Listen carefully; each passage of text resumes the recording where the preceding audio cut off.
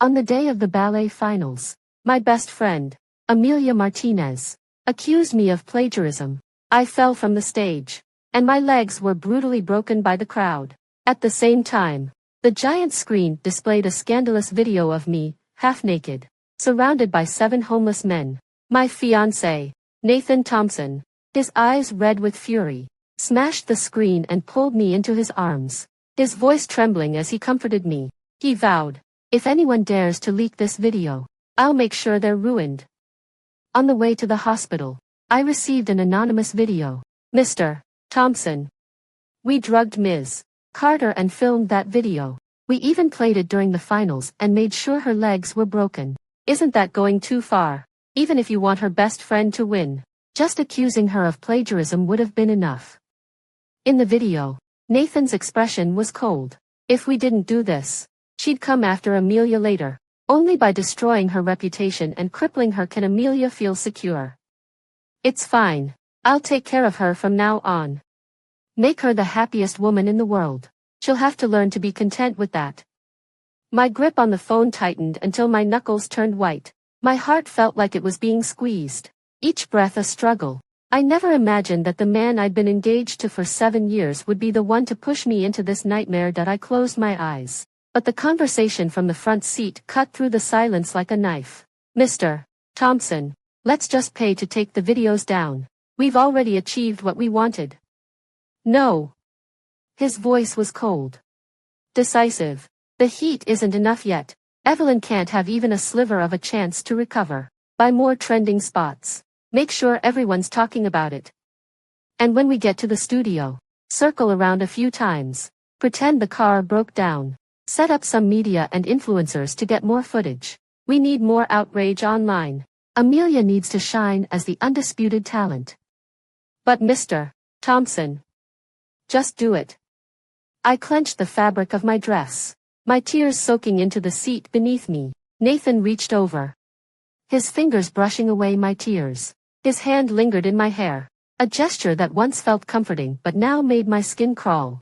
I finally understood why he'd left Amelia, his childhood sweetheart, to propose to me so publicly after we'd just met. I'd been naive, thinking I'd found my soulmate. In reality, it was all a carefully constructed trap, a scheme to make Amelia the one and only star in the world of dance. The realization hit me like a punch to the gut.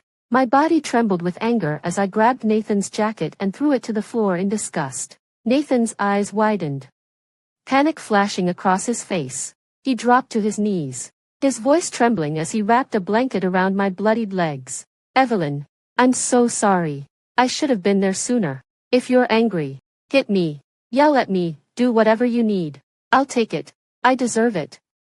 He slapped himself twice, the sound sharp in the confined space. His eyes were red, his face a mask of guilt and desperation. Nathan was a natural actor. For 7 years, he'd played the role of the devoted fiancé so well that I'd believed every word. "Evelyn, I'd rather it was me. You know you mean more to me than anyone else. I love you. Evelyn, be mad at me, but please don't shut me out." His words made my stomach churn. I turned my head, rolling down the window to gulp in fresh air. Out of the corner of my eye, I spotted the sign for one of the best hospitals in the city. Nathan quickly closed the window. "Evelyn, your injuries are serious. I'm taking you to a private hospital. It's more discreet. And the media won't bother us there. I'll make sure they give you the best care. They'll fix your legs. You'll dance again." He carefully avoided my wounds as he pulled me into his arms.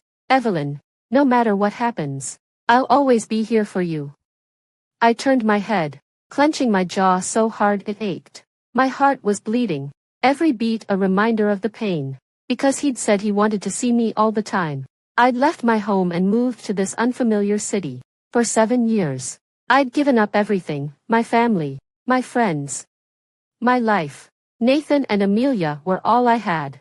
Now, isolated and helpless, I could do nothing. I swallowed my emotions and nodded quietly. "Whatever you say." Nathan smiled, pulling the blanket tighter around me. He leaned forward, barking at the driver. "Step on it. Evelyn's injuries can't wait." Ethan floored the gas, his eyes flicking to me in the rearview mirror. There was a flicker of pity in his gaze. I smirked inwardly.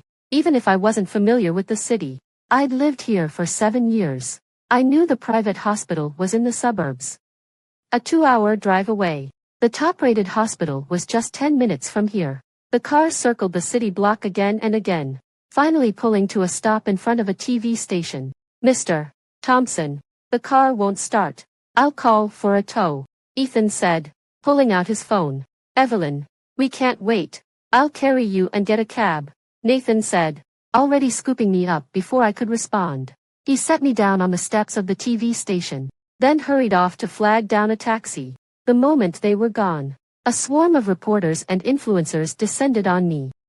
Cameras and phones shoved in my face. Some were live streaming, their voices loud and mocking. Look, everyone, it's the ballet dancer who plagiarized her routines.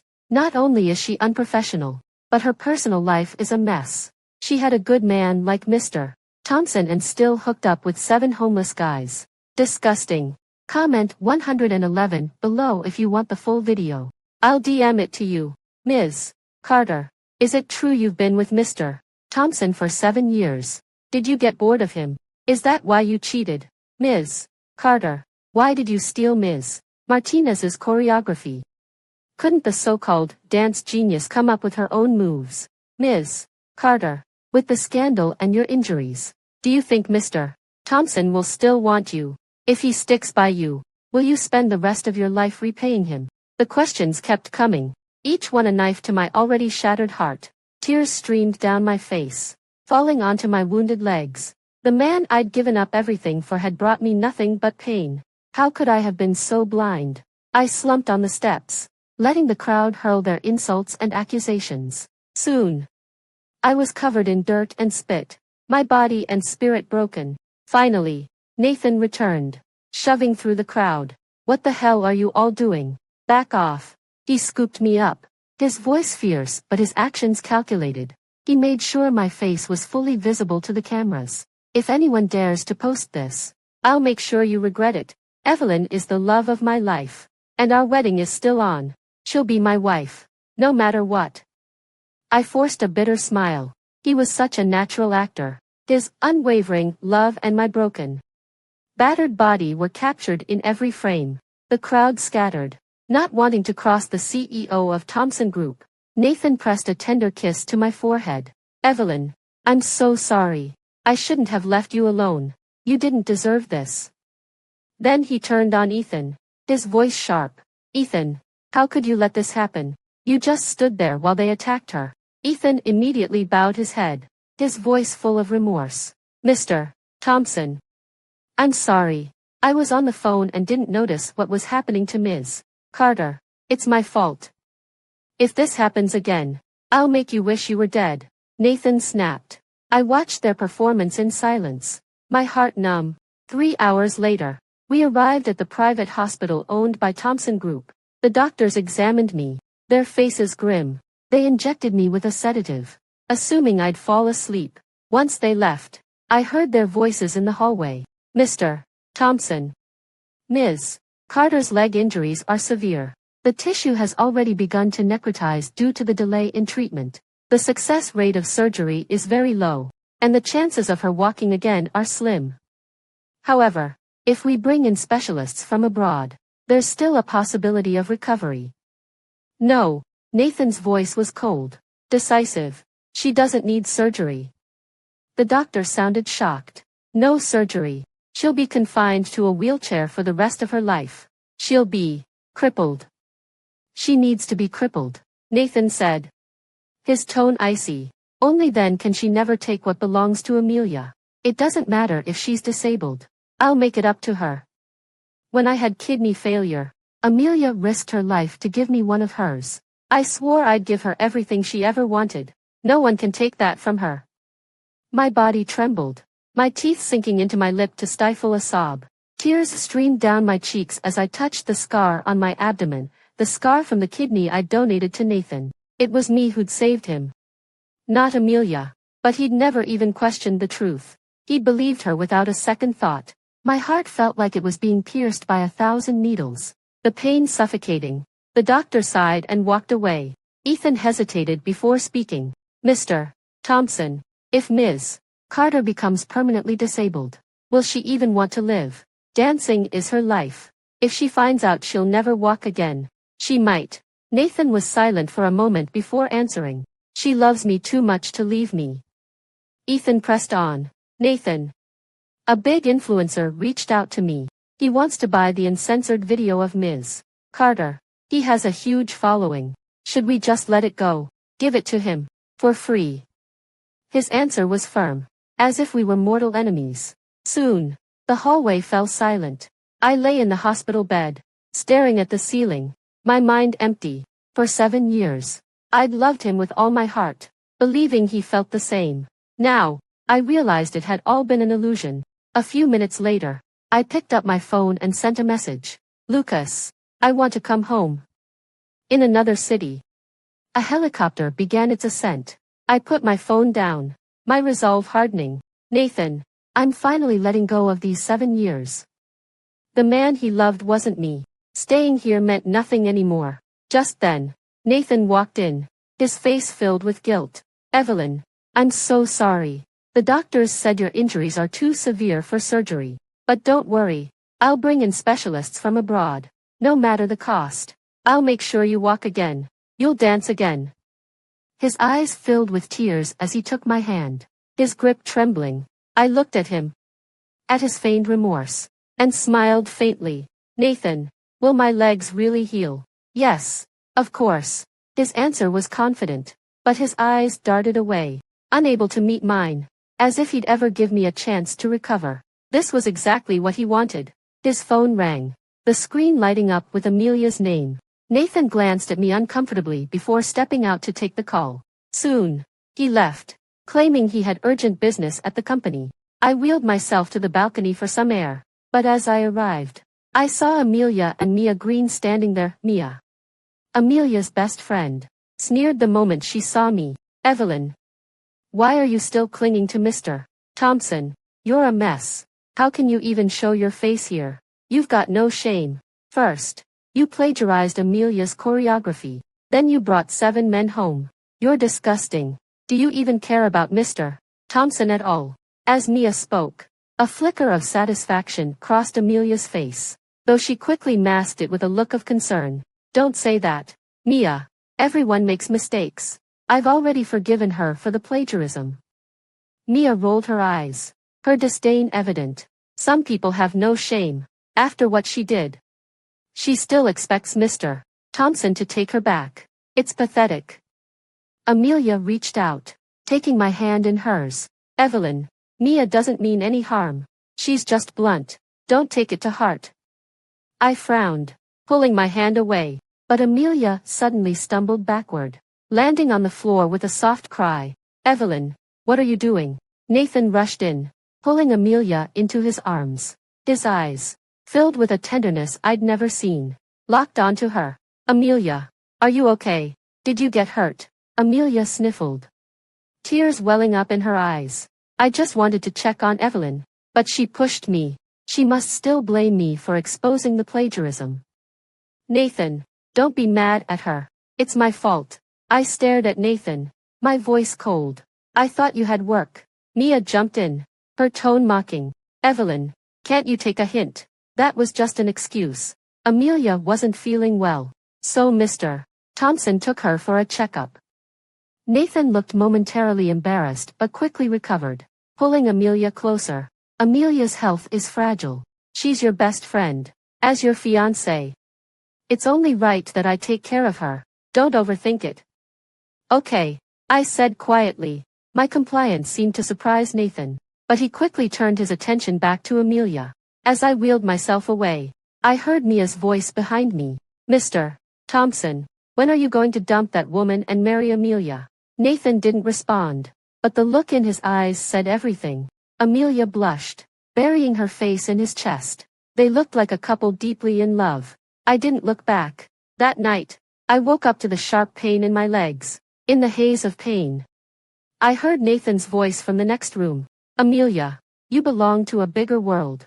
I can't bear to tie you down. With your talent, you'll meet someone even better. I'll always cherish you in my heart. His voice was heavy with emotion, as if he was losing something precious. Through the crack in the door, I saw Amelia throw her arms around him. Nathan, don't say that. No one could ever compare to you. You're the only one I love. At her words, Nathan's eyes widened, tears streaming down his face. He leaned in, capturing her lips in a passionate kiss. Amelia responded eagerly, and soon they were lost in each other. The sounds of their passion filled the air. I turned my wheelchair around and returned to my room. My heart felt numb, as if it had stopped beating, but the trembling in my body reminded me that I was still alive, still suffering. I looked down at my lifeless legs, feeling a fire ignite within me. Tears fell silently as I sat in the darkness. As dawn broke, the door to my room opened. Amelia stood there, a triumphant smile on her face. Evelyn, you may be a dance prodigy, but with just a snap of my fingers, everything you've worked for, your career, the man you've been with for 7 years, it all disappears. Do you know what they're saying about you online? They're calling you a shameless whore, a disgrace to the dance world. Oh, and since we were once friends, I thought you should know. 3 years ago, when you were pregnant and got robbed, causing you to miscarry, that was Nathan's doing, while you were on that cold operating table.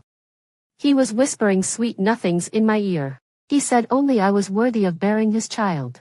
My body froze, my mind buzzing with disbelief. I never imagined that my miscarriage hadn't been an accident. Nathan had orchestrated it. He hadn't even spared our child. I gripped the arms of my wheelchair, fury boiling inside me. Amelia, I'll never let you get away with this, she sneered, her voice dripping with mockery. Oh, really? Too bad you're out of chances. She shrugged off her jacket, a cruel glint in her eyes. Evelyn, why don't you just give up on dancing? You're no match for me. I'm the real star. You're just trash. And you deserve to be crushed under my heel. Go to hell. She clapped her hands. And suddenly, several burly men barged into the room. I clenched the wheelchair, trembling as I tried to back away, fear consuming me. What are you doing? Amelia smirked, then yanked at her clothes and hair, screaming at the top of her lungs. Nathan, help. Evelyn's trying to kill me. Nathan rushed in, immediately pulling Amelia into his arms. Amelia, are you okay? What's going on here? Amelia burst into tears, her voice shaking. I came to check on Evelyn, but she lashed out at me. She said if she's ruined, she'd ruin me too. She brought these men to destroy me. Nathan, I'm so scared. Nathan's eyes turned icy as he glared at me.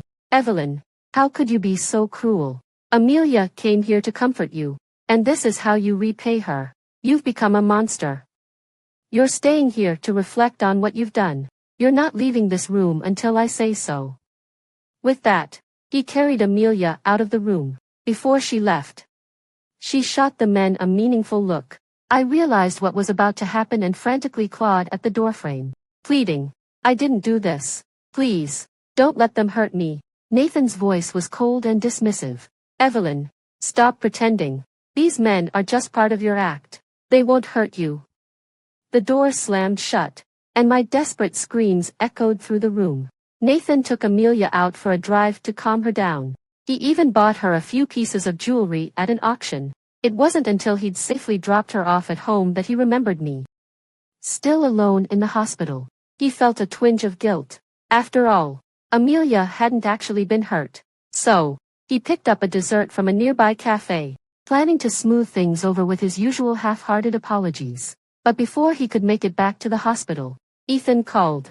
Mr. Thompson, it's bad.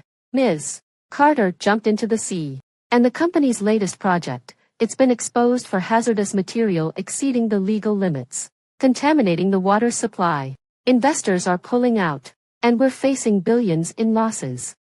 The media's already at the company gates. You need to get back here now. Ethan's words hit Nathan like a bomb, exploding in his mind with a deafening crash. Ethan, have you lost your mind? What are you talking about? Nathan's voice trembled, his words laced with disbelief. On the other end of the line, Ethan was frantic. Mr. Thompson, I'm serious. Ms. Carter was assaulted in her hospital room and then jumped into the sea. We've only found a bloodied piece of her clothing. And the company's project, it's a disaster. We're facing billions in losses. Where are you? Mr. Thompson, you need to get back here now. And don't use the main entrance, it's swarmed with reporters. Ethan hung up abruptly, leaving Nathan stunned. Nathan sat in his car, unable to process what he'd just heard. Ethan was always composed, always in control. For him to sound this panicked meant things were worse than Nathan could imagine. The company's scandal would be difficult to manage, especially with the media already involved. Thompson Group had built its reputation on environmental initiatives, but now it was accused of violating its own principles. If they couldn't resolve this quickly, everything Nathan had worked for would crumble. And then there was Evelyn. Ethan said she'd been assaulted before jumping into the sea, but Nathan had thought those men were part of her act. Evelyn had no money, no resources. How could she have hired anyone? Nathan's mind raced back to her desperate pleas as he'd left her in the hospital. Please, Nathan. Don't leave me here. A wave of panic washed over him. No, it can't be. He forced himself to calm down. First, he'd deal with the company. Then, he'd find Evelyn. She wouldn't leave him. She couldn't. When Nathan arrived at the company, Amelia was there, waiting for him. She threw her arms around him, her voice bright and mocking. Nathan, I heard about Evelyn. Honestly, faking her own death. How dramatic. She's probably off somewhere with another man, having the time of her life. Amelia had always spoken about Evelyn this way, and Nathan had never questioned it. He'd thought her bluntness was refreshing, a sign of her honesty. But now, her words felt sharp, unwelcome. Nathan subtly pulled his arm away, his expression unreadable. Amelia noticed immediately, her smile fading. Nathan, what's wrong with you? If you're going to be like this, I'm leaving. She was used to getting her way, any hint of resistance, and she'd throw a tantrum until Nathan caved. But today, he didn't have the energy to play along. Go home, Amelia, he said coldly. I'm busy. Amelia froze, her eyes widening in shock. Nathan, are you serious? He didn't respond, his silence speaking volumes. Amelia's face flushed with anger. Fine, I'll leave, but don't come crawling back to me. You'll regret this. She stormed off, her heels clicking sharply against the floor. Nathan watched her go, feeling a strange sense of relief. He pulled out his phone, intending to message Evelyn, only to realize he'd deleted her contact days ago at Amelia's insistence. His heart sank as he stared at the blank screen. Memories of Evelyn flooded his mind, her quiet kindness, her unwavering support. When they'd first started dating, he'd once spent an entire day with Amelia, ignoring Evelyn's messages. Evelyn had shown up at his office with a homemade meal. Not a word of complaint, just a gentle, "Are you tired? Are you hungry?" For 7 years, she'd cooked for him, taken care of him, and stood by his side. She'd given up her family, her home, and her dreams to be with him in this unfamiliar city. And what had he done in return? He'd destroyed her career, her life, and even their unborn child, all for Amelia. Nathan's hands trembled as the weight of his actions crashed down on him. He'd been so blind, so selfish. Before he could process his guilt, a swarm of reporters descended on him. Ethan and the security team tried to push through the crowd, but it was no use. The reporters shouted questions, their cameras flashing relentlessly. Mr. Thompson, your company has always championed environmental protection, yet your latest project has caused severe pollution. Are you using environmental protection as a cover to make money? Mr. Thompson, how do you plan to address the contaminated water affecting thousands of families? Mr. Thompson, you were seen accompanying ballet champion Amelia to the hospital. What's the nature of your relationship? Does your fiancé know about this? Mr. Thompson, it's rumored that your fiancé jumped into the sea after being assaulted at your private hospital. Did your relationship with Amelia drive her to suicide? Mr. Thompson, the ballet video you uploaded of Amelia was allegedly edited with AI. Who is the real choreographer? Why did you fabricate this? The questions came rapid fire, each one more damning than the last. Nathan's head spun, the noise and chaos overwhelming him. He thought of Evelyn, standing alone in front of the cameras just days ago. He'd never imagined he'd be in her position so soon. The irony wasn't lost on him. As the crowd pressed closer, Nathan stumbled, losing his balance and falling into a muddy puddle. For a moment, the crowd fell silent. Then the cameras flashed even brighter, capturing every humiliating detail. Nathan sat in the mud, his expensive suit ruined, his pride shattered. It took Ethan over 10 minutes to regain control of the scene. Nathan, covered in mud, stumbled into the company building under Ethan's protection. Seeing the crowd still held back outside, he didn't have time to catch his breath. He grabbed Ethan, his eyes bloodshot, and demanded, "Any news about Evelyn?" Ethan shook his head grimly, then handed him a report. "Mr. Thompson, I'm afraid Ms. Carter has passed away. And this is the hospital report. It shows that the person who donated a kidney to you was Ms. Carter." "What?" Nathan's hands trembled as he opened the report. After a moment, his eyes widened in shock, and he collapsed to the ground, muttering to himself, "No, this can't be. Evelyn, she..." The blows kept coming, and Nathan couldn't hold on any longer. He passed out. On the other side of the world, my helicopter had just landed. My brother, Lucas Carter, had orchestrated my rescue from the hospital. To throw off anyone looking for me, he'd staged the scene of my supposed suicide by jumping into the sea. Seeing Lucas after so long, the emotions I'd been suppressing finally burst forth. I threw myself into his arms, sobbing uncontrollably. Lucas didn't say a word. He just held me, gently patting my back to soothe me. A medical team, already waiting, performed surgery on my legs. When Lucas saw my injuries, his eyes welled up with tears for the first time in over 20 years. He promised me firmly, "We'll fix your legs. You'll dance again. Evelyn, don't worry. I'll make sure they pay for what they did to you. You just focus on recovering. Leave the rest to me." I nodded, tears streaming down my face. After our parents died in a car accident, Lucas and I had only had each other. He'd always protected me, never letting me suffer any harm. Even when I'd fought with him over Nathan, he'd never said a harsh word to me. Nathan had always thought I came from a humble background, so in the past 7 years, he'd never asked to meet my family. Because of my love for Nathan, Lucas had overlooked the slight and even secretly supported Thompson Group behind the scenes. He'd thought it would bring me happiness, but instead, it had brought me unimaginable pain. Lucas, who had built a massive empire overseas, was not a man to be trifled with. I knew Nathan's days were numbered.